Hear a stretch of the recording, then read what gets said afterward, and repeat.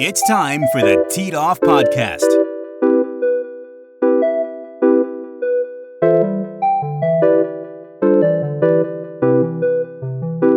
All right, it is episode 19 of the Teed Off Podcast. I'm Ben Clyburn, and I'm here with my co-host, Aaron Thomas. Aaron, how's it going, man? Good, Ben. How are you? Really good. It is a beautiful, hot summer day.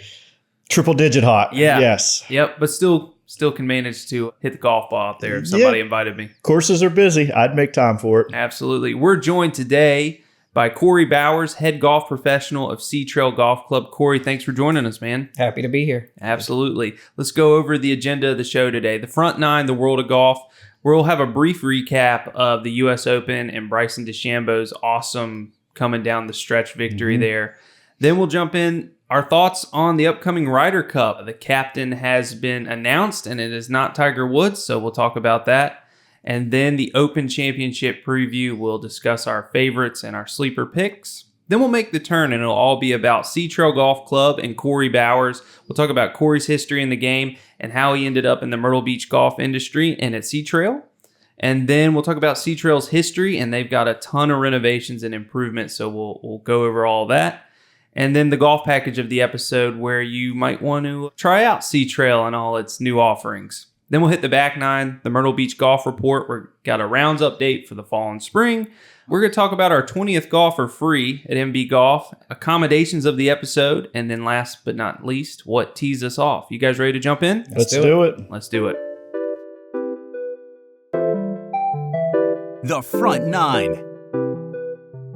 Okay, the front nine. We are a couple weeks removed from that awesome U.S. Open at Pinehurst. I just want to get you guys' initial thoughts on Bryson's victory and Rory's choke or collapse coming down the stretch. Aaron, what are your thoughts? Bryson is now a man of the people. Yeah. I mean, what a turnaround. Yeah, he has won over, I think, all the fans. There was a time where he was not the most popular guy on tour. Of course, he's not on tour anymore, but he wasn't the most popular, but he seems to have really come into his own, and everybody just seemed to get behind him.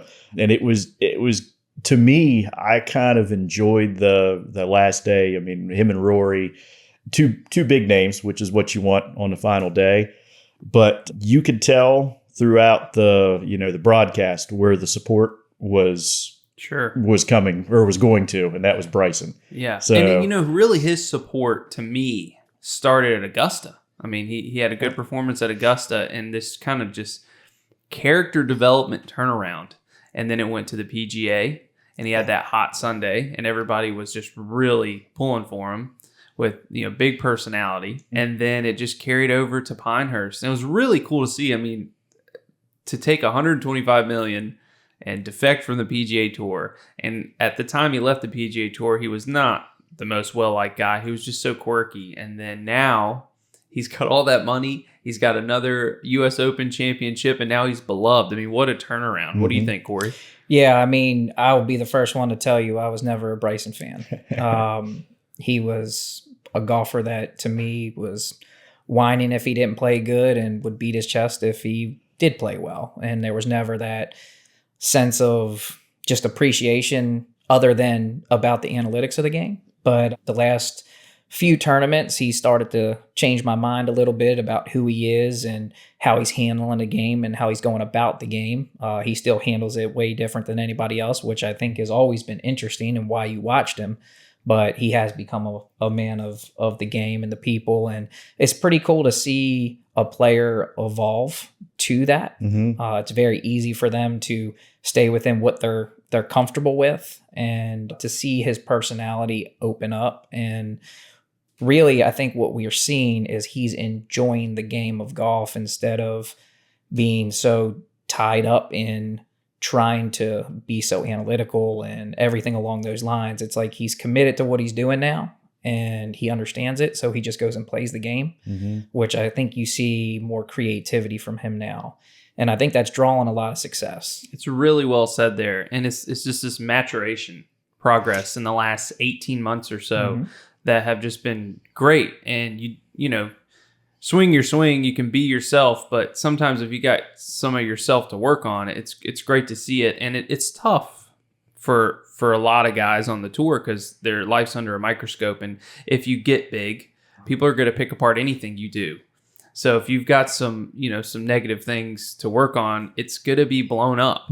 So to see him make this turnaround is great. And he's turned a fan into me. Yeah. Definitely. And I think too, I'd heard during the course of that weekend that, of course, he had a lot of changes in life during that time frame. I think that changed his perspective on things is a lot of what happened too. So, I mean, I'm glad to see it. I like Corey said, I was not his biggest fan years ago, but I certainly enjoyed watching what I've seen this year, especially. So, well, let's turn it over to Rory. So he's had a pretty darn good year. I mean, he ran away with the Wells Fargo. What about, that putter missing 2 putts under 4 feet coming in? I mean, is that thing has just kept him from double-digit majors to me, and I think it always will. I mean, what are your thoughts on Rory's performance at the end there? I was surprised, but at the same time, I wasn't, because we've seen it happen, a lot more than we did years ago. But, I wasn't pulling for him, so I just wanted Bryson to win that day. But I was, like I said, I was surprised and I wasn't at the same time. I think when he missed the first putt, you kind of knew when it got to on 18, when he had that putt, that it just wasn't in the cards for him. But what do you think, Corey? Yeah, I think speaking from a putter such as myself, I feel a little bit of his pain. And, from a golf standpoint and a competitive standpoint, there is a lot of truth to once it starts to stretch away from you a little bit, it gets harder to catch back up and find a way to win. Those expectations get heavier and heavier on your shoulders. And you hate to see it for a player has been a person of the people and carried his country and everything along those lines, but that weight is getting deeper and deeper on him. And you take that and you look at a Phil Mickelson trying to win events and Jordan Spieth trying to win events, and you see those very same similarities that Rory is battling, right? Yeah. You see that expectation to win, your grip gets a little bit tighter, that blade doesn't come closed a little bit, you start adjusting, and that's just competitive golf. And you're seeing the opposite of that with Bryson. You've seen he won the U.S. Open. He's been able to free up, and that's why he's winning. That's why you watch these golfers go through this roller coaster of competitiveness. And I think Rory eventually will get it done. He's still one of the longest hitter and best drivers of the golf ball. I think when he wins one, you're going to see him win a few more. Do you think it's additional pressure he's putting on himself? It's 100% the only reason. Well, and it starts in April. Won. It starts in April. Mm-hmm. So it just carries into the rest of the year. And it's just that spring gets wound tighter and tighter and tighter and tighter. And it's the public that's also bringing that pressure down on him. I mean, you can only take so much pressure. You can only say it doesn't affect me. It does affect me. Well, and every year, it's a new number because, how many times during the broadcast was it said 10 years since his last major? Yep. So next year it's going to be 11. And as the number continues to increase, the pressure, that he puts on himself does. Yeah. So he's such a high performance player all year round, really. Mm-hmm. He once he turns it on, he can run away with a tournament. So at the biggest stage, the pressure is there for him to perform. Well, what it's going to take for him is exactly what you said. He's a front runner. Yeah. If Rory gets out and takes off through those first 2 rounds, he's always struggled on Fridays. And if he can find a way to just take off and carry a 7, 8, 9 shot lead into the weekend, I think that frees him up a little bit. Yeah. What he'll battle is if somebody starts getting close, and it's going to take him just finding a will to get through one of those tournaments. We've all seen what he's done when he wins tournaments, Congressional, when he took off there. You don't catch him. When he's on, he is as good as there's ever been. Yeah. And again, it's what it is. It's a mental hurdle. When he passes it, he'll be good. If he can get past it. If he doesn't, then he'll battle those same demons that Mickelson battles, and now Jordan Spieth is battling. So we will see. We'll see what Rory does at Troon. So I know he's going to be definitely up there in the odds, and we'll see what he can do to perform. I bet you he's going to be somewhere on the leaderboard no matter what. Yep. Somebody who has handled pressure pretty well in the history of golf, Tiger Woods, has recently turned down the Ryder Cup captaincy for 2025, and Keegan Bradley has just accepted the captaincy. So that is definitely newsworthy for international golf. Aaron, what are your thoughts on both of those? Tiger turning down the captaincy at Bethpage in 2025 and Keegan stepping up. I hated that Tiger is not going to be captain. I thought it was his time. But I also understand that he's not doing it because of the ongoing negotiations, and he doesn't want that to take away from being captain of the Ryder Cup team. So we know he'll eventually do it, I think, once he gets some of this stuff off his plate, which seems pretty full right now. As for Keegan, I love it. The guy, if you watch Full Swing, probably the most depressing segment or clip, whatever you want to call it, of the whole episode or whole series last season. Everybody hated it that he didn't get picked. So it's a little bit of redemption for him to come back and be the captain after the debacle that happened over there. So hopefully he can right the ship. A debacle is well described. Corey, what do you think about Tiger turning it down and Keegan being the captain? For me, I'm a huge Tiger fan, golf-wise. Watching him play is competitive, but it's always been about Tiger. So if this, with his reasoning for not getting there, makes sense, this talk wouldn't just be about Tiger. There's still going to be the LIV and the PGA Tour merger, and this is his first one. I definitely think Tiger does multiple Ryder Cups, and once he gets in there, but he's a guy that just wants it to be right, and he wants it to win. So to have maybe a not focused team, maybe that's what he's seeing or whatever, he's just going to do it when he's ready, which might sound selfish, but that's Tiger Woods we're talking about. That's how he's been, and that's in his mind. He has a lot going on still with health, and he still has to walk the golf course. He still has to do those things, and he's focusing on, the reality is he's focusing on trying to get as much competitive golf into him. And if that's pulling him away from his ability to train and prepare and get himself ready for the handful of tournaments that he plays within a year, you got to respect his decision. And from that personal standpoint, Tiger Woods will be there as a captain at some point. As for Keegan, it was a surprising pick for me to take somebody in theory so young. I agree with that. Yeah. For the role, when you think about some of the other captains that were out there. I know Stuart Sink was mentioned in that light, and there's a million other players who I would have thought, past and future, that I thought right off the top that I would have said that's going to be a pick. And Keegan was not one of them. Now, when you look at it and you take a step back and you see the reason that I believe Keegan was picked was passion, that excitement. He approached the game very similar, and the Ryder Cup very similar to the Europeans. He's very excited, fist pumping, cheering on his partner, running up and down the fairways. I think a lot of the captains we've had in the past are not that, right? We are very calm, cool, collected, humbled. I won, I lost, great. There's not a whole lot of that fire. Keegan brings that fire. And if that can be somewhat contagious through the team and get in there, maybe that's really the goal we were looking for. I think that's exactly why Keegan was brought in. One, he is going to relate to most of the players that are going to end up on this team because he's close to their age and has kind of come up with them in this generation. But Bethpage 2025, after the route in Rome, it needs to be an emotional experience. You're going to have that New York crowd, and the last few captains, and you named Stuart Sink, he's not a real passionate guy, fiery guy, and neither was Zach Johnson, and neither is Davis Love III, and neither is Steve Stricker. All of them have their own likabilities, but you need a fiery captain. I think the last fiery captain we had was like Paul Azinger, but he's a little out of the limelight. I mean, he got let go by NBC, and I'm not sure how involved he is. I don't think he got let go. I think his contract was up. He just didn't. Yeah. Well, I think it was a mutual non-renewal. Mutual? Maybe an understanding. Yeah. Yeah. So, but I just don't know how involved he is in the professional sphere. And Keegan certainly is. So I think it's a great pick, and I understand why Tiger turned it down.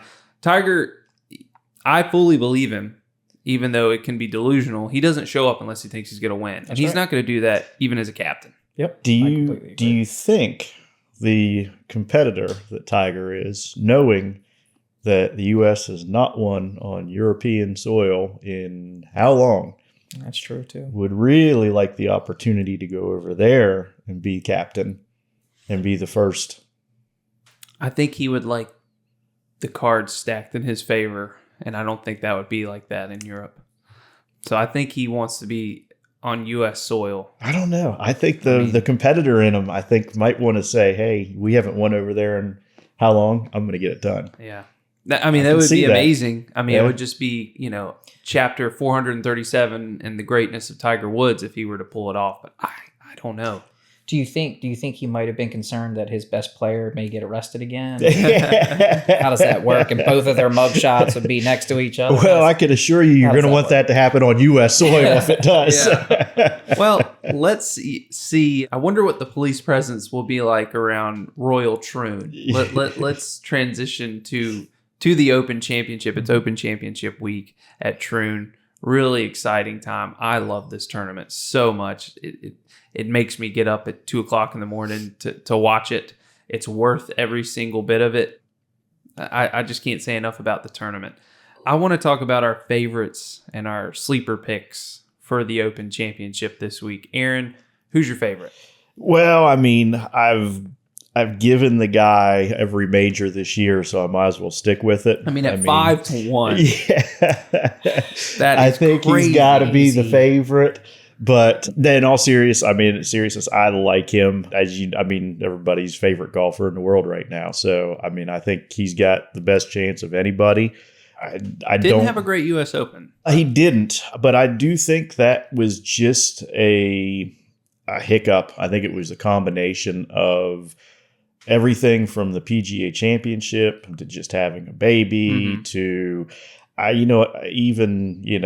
Superman needs a nap. He still played well. It's going to catch up to you at some point. Yeah, I think it was just don't forget the blazing heat that Pinehurst was that week. I think it was just a combination of, hey, you know what? All this is piled up on you, and you're just, you're a professional golfer. While he's played every round fantastic this year, sometimes you just don't have it. I mean, it's the greatest golfers in the world. Sometimes you just don't have it, and that wasn't his week. And he won the Memorial, so he's still hot. I mean, it's not like he's cooled off. Yeah. So Scotty, I mean, the odds makers know he's hot too. So yeah, I mean, you're going to just keep riding. I'm going to ride as long as he doesn't get arrested, we're good. So. Yeah. The other side that you're not thinking of is he's going to go over there and he's going to be able to sleep a little bit. Mm-hmm. Yeah. He doesn't have the crying baby to go track down. That's true. Yeah. He's going to be well rested when he gets over there. Yeah. So that's a good thought. It's also and his game just translates to any course though. Is that game where you hit it down the middle of every fairway and then you hit it really close to the hole and then maybe every course. You make a couple putts. You don't really make all of them, but you're right there on every hole. Yeah, which we said prior to his run this year, when he got the putter figured out, he was going to be dangerous. And well, Tiger said it. He was like, if he putts, average, he's going to win. Mm-hmm. If he putts well, he's going to run away. Yep. And that's pretty much what he's been doing. He's been putting average or better the last 12 months. Mm-hmm. Well, I think what Tiger sees too in that is that competitive thing. He's not playing the field. No. He is going out and just taking a game plan and ripping apart the golf course. Mm-hmm. He goes, in his head, he says, I'm birdieing this hole, this hole, this hole, and this hole. And if he slips up, he's like, okay, now I got to go birdie another one. And then he does it. He's had great impressive. resolve. He's always had great resolve. I mean, you can't tell. I mean, hell, he got arrested. Went out and shot a 66. He's getting a little chip on his shoulder, which is helping him win. Yeah. He feels like he belongs there. He feels like he's that guy, and that's what really, really good competitive golfers do. Well, Corey, is Scotty your favorite too? He is not. All right, who's your favorite? I think you're going to see he's there every tournament. I just like his short game and his patience. I think the weather can get crazy, and that's Xander Schauffele. Yeah, I think the wind can blow. I think he's very stable. He's straight. He's not going to try to overpower anything. He's not going to try to hit golf shots that don't need to be hit. So, which gives him an opportunity in every major, because when it blows hard or the weather's rough or the rough's high or whatever happens, or I hit a bad shot, he just stays that same calm, cool, and collected, and he just goes about his business. Same concept though. He makes a mistake. He knows what to do to get himself there. So he's going to be there. We've seen him execute now. We understand that weight can be lifted a little bit. And when that allows you to open up on that final day and free up, and instead of feeling that pressure, you have that at bay now, and you just have to go perform. And I just really like his game. That's a great pick. And yeah, he's got that monkey off his back now, because before the PGA, he was known that he couldn't finish. That's right. And you've got to finish at the biggest stage to be a great player. And so I think kind of like Bryson, opening up and just kind of running away with it. Xander, the same thing. I'm kind of in the same sphere of thought as you are for my favorite. Conditions notwithstanding, because you don't know about European conditions. But if you look at in 2018 was Carnoustie when Molinari won. It was like 8 under. Mm-hmm. That's the toughest course on the planet. In recent years, the number's been in the high teens, and it rained a lot last year, and it was still like 13 or 14 under that Harmon won. So, and the last time it was at Troon, Henrik Stenson, it was 20 under. I mean, that's low. So you can't have like the Molinaris or the Stewart Sinks that are just going to poke and prod along and hit it up the middle and under the wind and have a shot at this thing. You're going to have somebody that's going to play great and keep it consistent. Yep. So you're going to need 2 great rounds, in my opinion, and 2 very good rounds. So who's going to do that up at the top? So I'm going to go with Colin Morikawa. I think he could have an awesome Thursday and an awesome Sunday, and have an okay, above average Friday and Saturday, and win this thing. So that's going to be my pick. Okay. Yeah. I thought somebody would say Ludwig for sure, but Well, it's the way he's been playing. He's a phenom. Yeah. But his day's coming. Yeah. I'm just not sure he's got the street cred yet to pick it up. So I'd say in that same sentence, I had when Colin Morikawa went on his run and won, I picked him in every single major and every single tournament that year, and I was on a run. And then a buddy of mine was like, do we want him for the Open? I was like, he's never played an Open championship. He doesn't know what it's like. He doesn't have a chance. And my phone was blowing up. He's like, we picked him every time, and we picked 2nd, 3rd, and 4th that year. Yeah. But we didn't pick 1st. Yeah. Well, I just think he's got the game to do it, to have a great round and pretty good rounds all the way through. My sleeper pick, I don't think they're capable of having a great round, but they could have 4 pretty good rounds consistently, and that will put them in shouting distance. I'm going to take Justin Rose. He has played really well this year. Okay. And he loves the Open Championship. So let's see what he's got, because I think he's going to be there on the leaderboard. Whether he can hang with the guys that are going to score every single day, I'm not sure, but he's got the game to do it this year. So that's going to be my sleeper pick. Aaron, who do you have? I used this gentleman for another tournament earlier in the year, and I feel like he's been, as we keep using this word, consistent. He has been there this year. I like Tom Kim. Runner-up last year. Yeah, I like Tom Kim. He's all majors consistent. Yeah. So I feel like, and he's another one, of course, Corey, we talked about Full Swing earlier, and I didn't know much about the guy until, last year when the PGA Championship, when he had the mud incident and all that good stuff. I got a kick out of it, but to see him on Full Swing and actually get to see a little bit more about him, I just like the guy. Like he's just somebody you kind of like. So I'm pulling for him. Love it. That's a good pick, and he's so likable, and he has been there this year too. So I think he'll definitely be on the leaderboard. If you're on the leaderboard, you can be within shouting distance. Corey, Yeah, he's not going to be a sleeper pick forever. no, I don't think so. No, what are his odds? I think it was 40 to 1. I mean, it's it's a good pick. Yeah. Yep. Good value. Corey, who you got? I'm going to have a pick that's going to be very controversial here. Okay. Sergio Garcia. Oh, Ooh, hey. Sergio. He qualified, right? He had to go through qualifiers. Mm-hmm. He did, yeah. So what I believe you'll see from Sergio is he's hanging on to a thread of his identity. And I think when you start looking at that, there's only so many left. And you watch the Lee Westwoods of the world when it was coming down the stretch for him, and how many more do you have left? You've seen him all of a sudden in the top 5 in events, and the Open Championship's always been close to Sergio, and he's had his ups and downs, and he's going to be there. I think if the weather doesn't get crazy and he gets hot, he's going to be right there, and he's got a lot more to play for. Yeah. Than the next person. Yeah. And I think that can be a very powerful tool. Mm-hmm. Perennially great ball striker. Yep. So he's shaky short game. But And he had a good U.S. Open, right? Yep. I was pretty sure he was. Yeah. Yeah, I mean, I saw his name. Thursday and Friday he was on the leaderboard. Yeah, so yeah, I like that. That's a good pick. He's down there. That one's good. That one's got 120 to 1.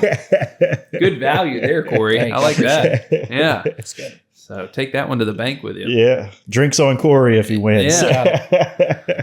I got to pick him now, don't I? Yeah. Throw $1 on him. Yeah. Well, that wraps up the front 9 in the world of golf. We say we make the turn and come closer to home and talk some Sea Trail golf with Corey Bowers. All right. Let's do it. Planning an unforgettable Myrtle Beach golf getaway has never been easier with mbgolf.com. At mbgolf.com, we give you the power of choice in pairing world-class golf with premium options from golf course villas to oceanfront condominiums, brought to you by Condo World, the leaders in Myrtle Beach luxury travel. Make your next stay and play journey to the golf capital of the world the experience of a lifetime. It's all just a call or a click away.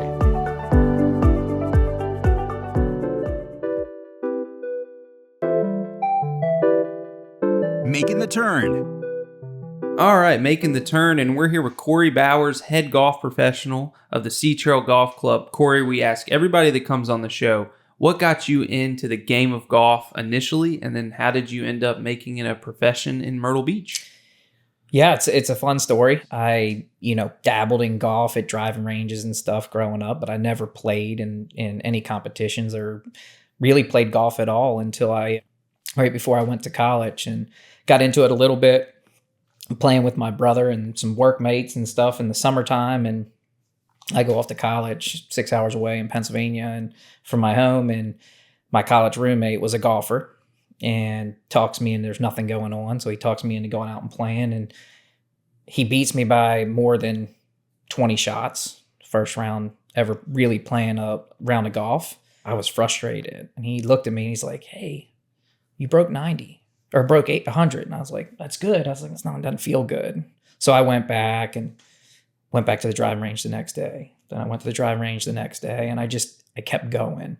And then the next time I pick it up, I was right at 90. Then I broke 90. And within a couple weeks, I was shooting in the 80s. Wow. And I just luckily naturally had it. Yeah. And got asked to play on the college golf team that year to walk on. And I said, "So I get to play golf for free?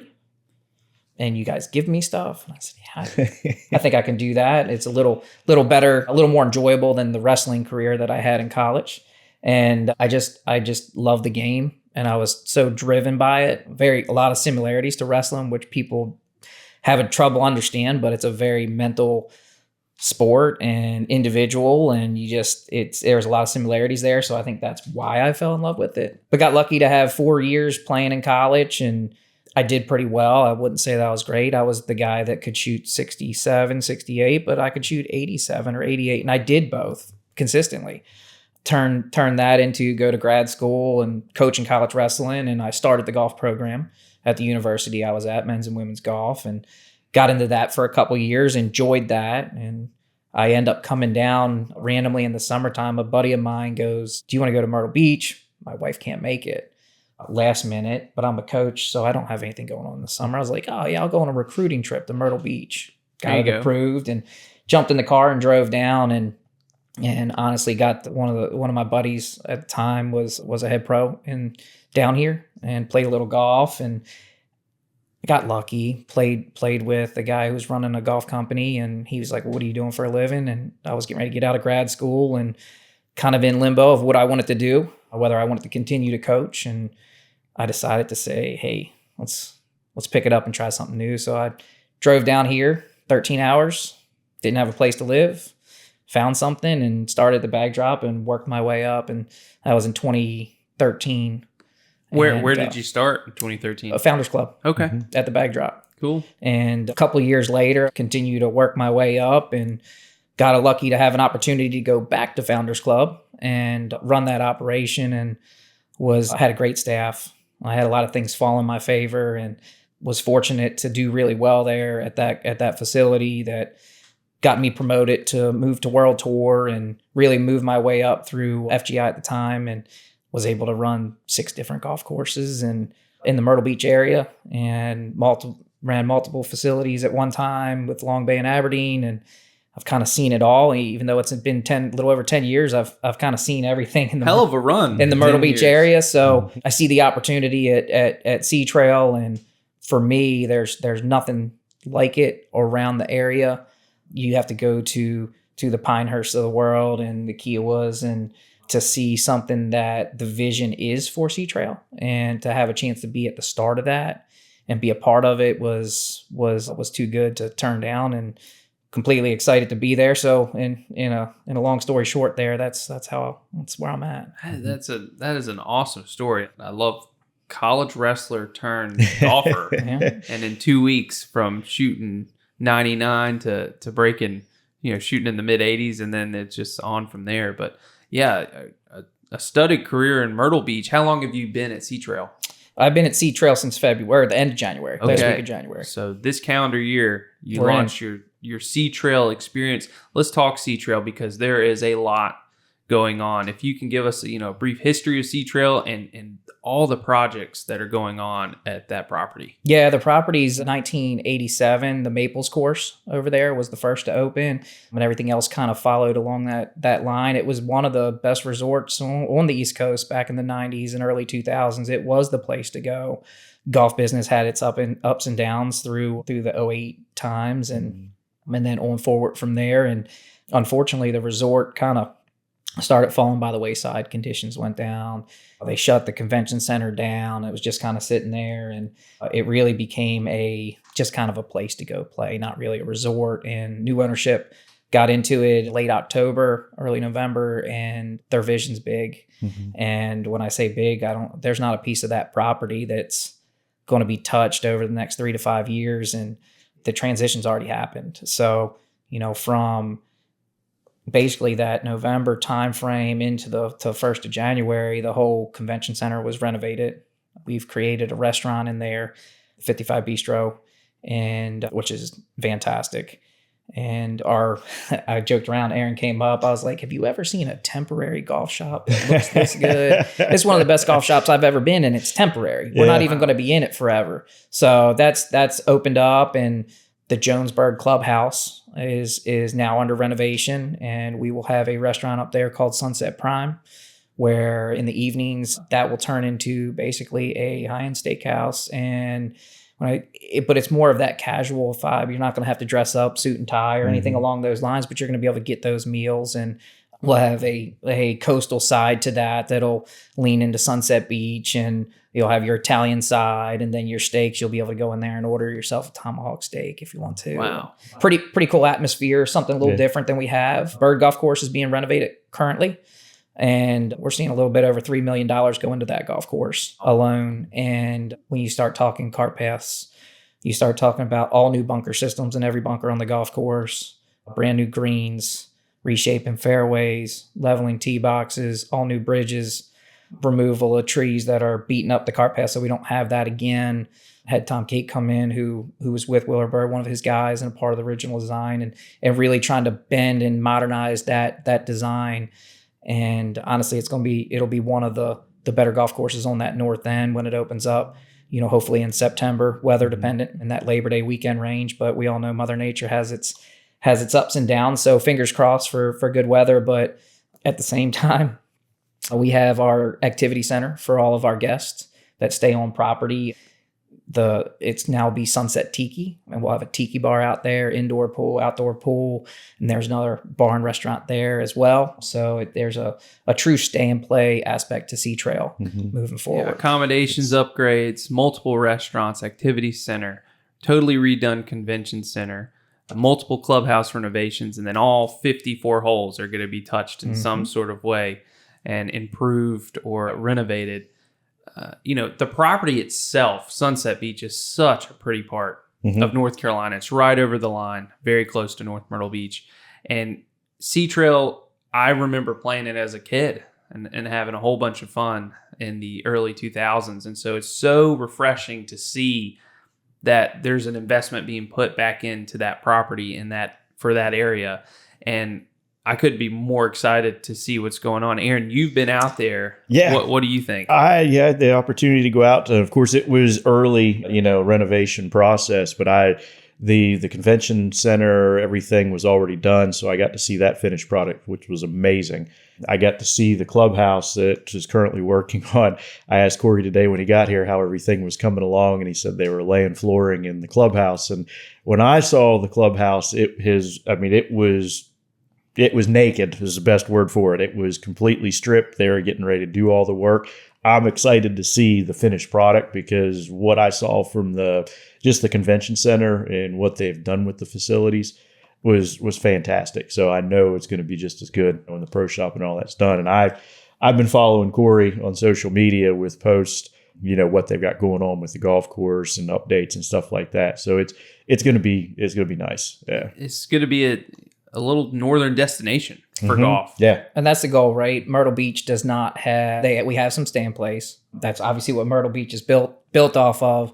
But having that true show up to a property, take your key, throw it in your room you're in, and not touch that car again, it's tough to find that. And we'll have that. And the fun part is we'll have that with the ability to drive out and play surrounding golf courses and come into the beach if you want to come into Myrtle Beach or North Myrtle Beach. And you can still do all the things that you do at a Kiowa or that you do at a Hilton Head or something, but then you mix that with, variety. I can just get on and drive down to Broadway. It's not that far. Or I can go down to Myrtle Beach to Skywheel and do things like that. That's just something that we'll have that other people don't have. So given that opportunity here in the Grand Strand area and Sunset Beach is pretty exciting. Well, in addition, as you mentioned, there are courses close by. There's a handful of courses that aren't even 5 minutes away.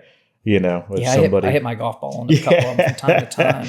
Which coincidentally are part of Myrtle Beach Golf Trail that Sea Trail's a part of. So it's a nice little destination area. Well, there. 54 premium holes right there at Sea Trail, and then other Myrtle Beach Golf Trail courses that are within shouting distance of the Sunset Beach area. Aaron, what's the golf package of the episode that people should be thinking about for Sea Trail and those other Myrtle Beach area courses? Great segue, as they say. Yeah, right into the Myrtle Beach Golf Trail. Yeah. Here we are. One of the most popular packages that we sell and offer is the Myrtle Beach Golf Trail Multiplay. It offers, you play 2 or more rounds. It offers a discount savings for each round that you play.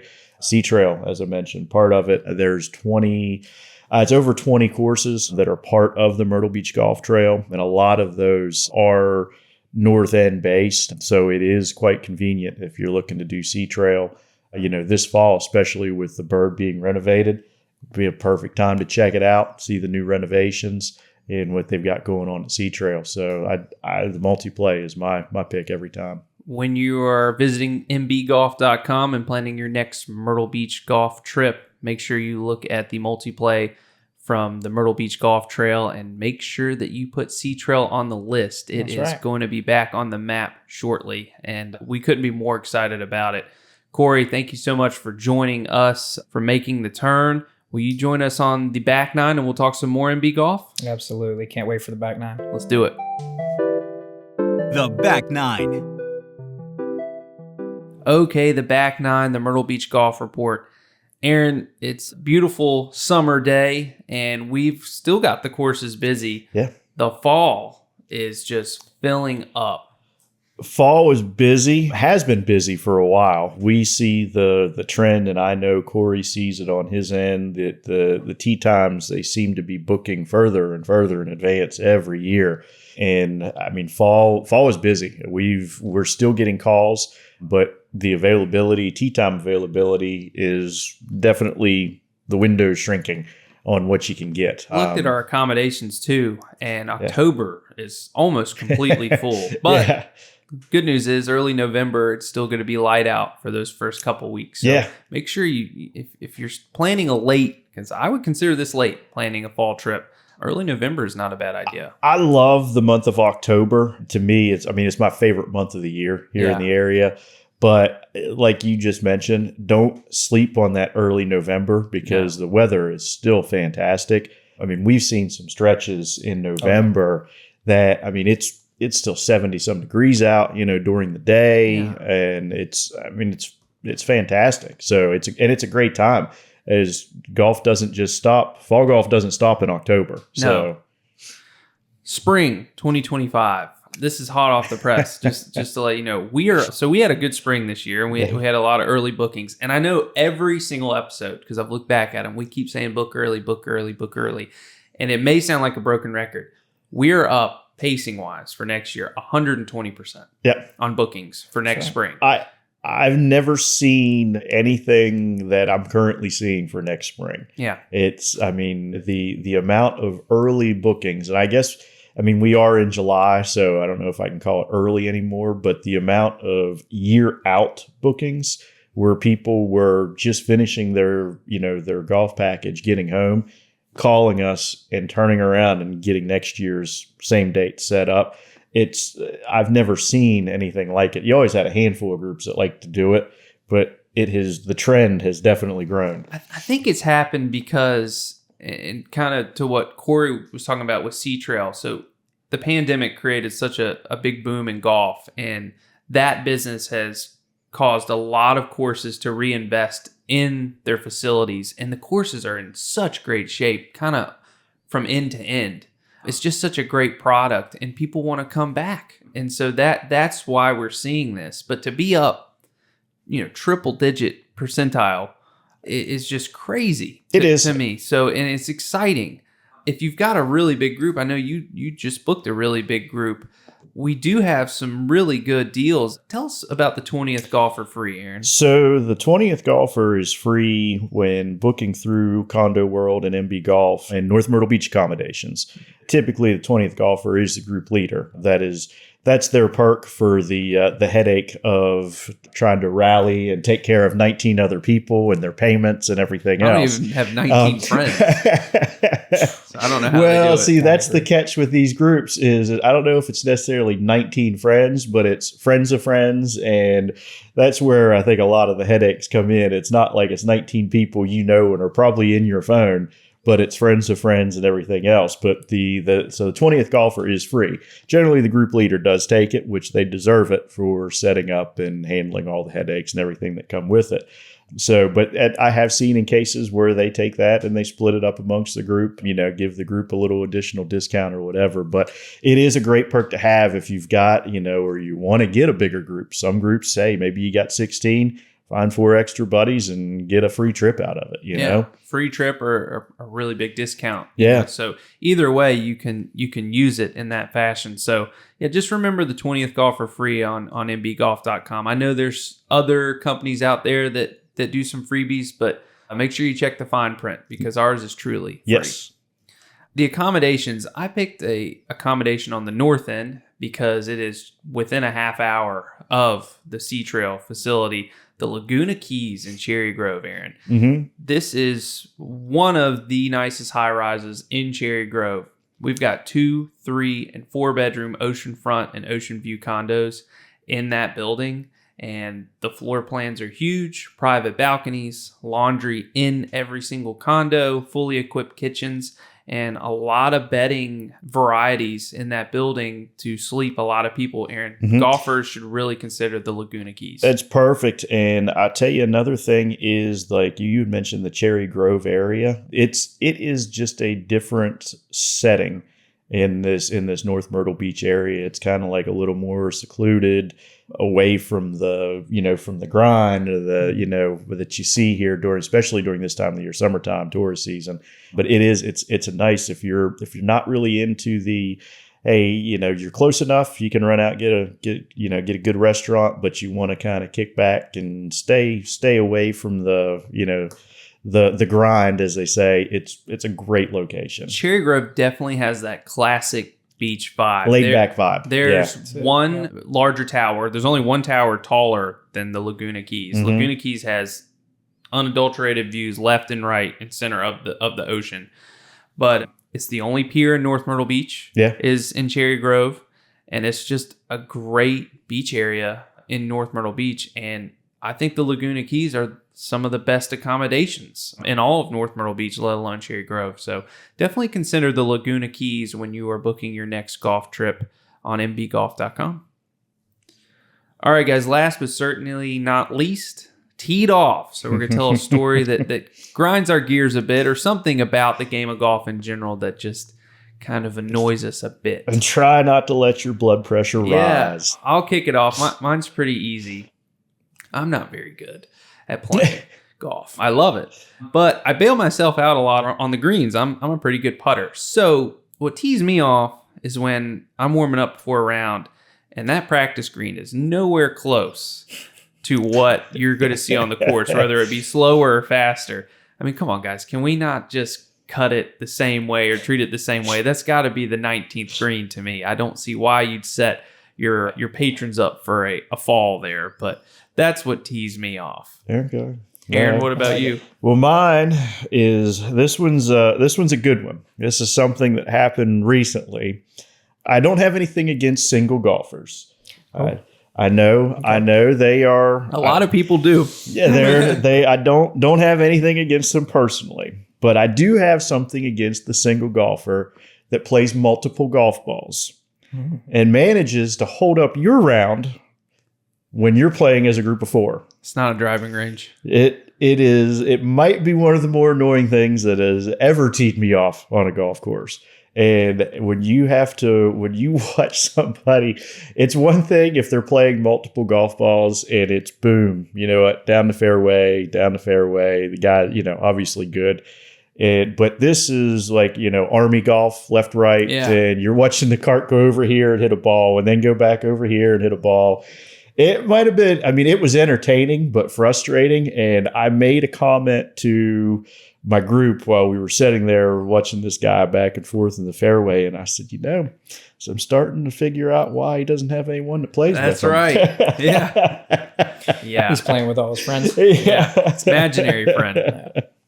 That's good. That's a good one. I like that. Yeah, it was. I've seen it before, but I've never quite seen it like that. I've had the reverse problem before, where I was playing in a foursome and we had a single that was all over us, the whole front nine. That's where you do play two balls. Yeah, it's like, come on, you got to read the room a little bit. Yeah. It's like, standing in the approach while we're on the green. I'm like, come on, that's no fun. Yeah, come on. If you're going to be a single, be a good single in either direction, whether play a single ball or play two balls, match the pace of the guys. You said it best. Read the room. Yeah, read the room. That's a good teed off. I like that one. Corey, what you got? Well, that's funny because literally, I'm going to do another story, but literally the story I was going to go that tees me off, and it happens every day, is you'll be completely sold out. Twosome or single comes in, and they demand to play by themselves. Oh, no. And I'm like, no. The tee sheets are made as foursomes. So and you tell them like, hey, you can go online and book for 4 and pay for 4, and you can play 2s, 1, 3, whatever you want to do. And obviously that conversation doesn't go well. So we can't have that conversation. But when you said that about playing as a single, nothing worse than when they show back up in the golf shop at the end and talk about pace of play. Oh, so slow out there. I waited on every shot. Well, you were single, sir. It's going to be okay. You're 75% faster than everybody else out there. Yeah. So it's like, well, you played in 4 hours. In most cases. You played in 4 hours. Well, as a single. Well, correct, sir, as a single. Yeah. No, but the one that has always been the biggest one for me, and I've actually had a group of members, and I won't say it would golf course, but would consistently come in and complain about how tight it was around the greens. Grass is so tight. This, that, and the other thing. Everything's beat down and matted down. And I happen to live on said golf course, have these conversations, and I watch it at every golf course I'm at, right? We all have marking signs that says, please exit at this spot. Typically 50, 40, 30 yards, depending on the golf course, away from the green. And the reason we do that is so that the grass can actually grow up and it's easier to hit those short game shots. When you see them same golf carts parked on the fringe, and that same said group comes through the door the next day and is like, man, 17 is beat down. We can't even chip off of it. There's no grass there.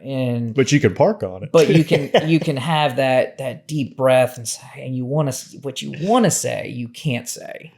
So you're just like, yeah, we're working hard at trying to get it up. And then you kind of side comment them a little bit, right? You're like, yeah, it'd just be nice if those vacation golfers that are traveling from all over the place, because everything gets blamed on the package golfer coming down in town. Everything gets blamed on that. So, I don't know if you guys know, but all the locals members, they fix every bark and fill every divot. Yeah.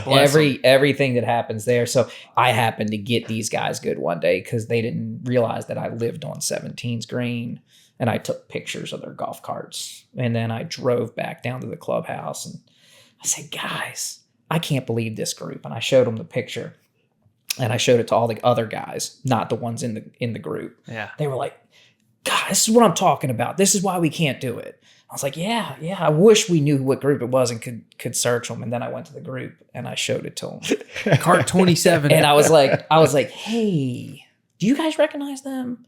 They were like, where did you get that picture from? I was like, yeah. Hey, the rest of you know that was them, right?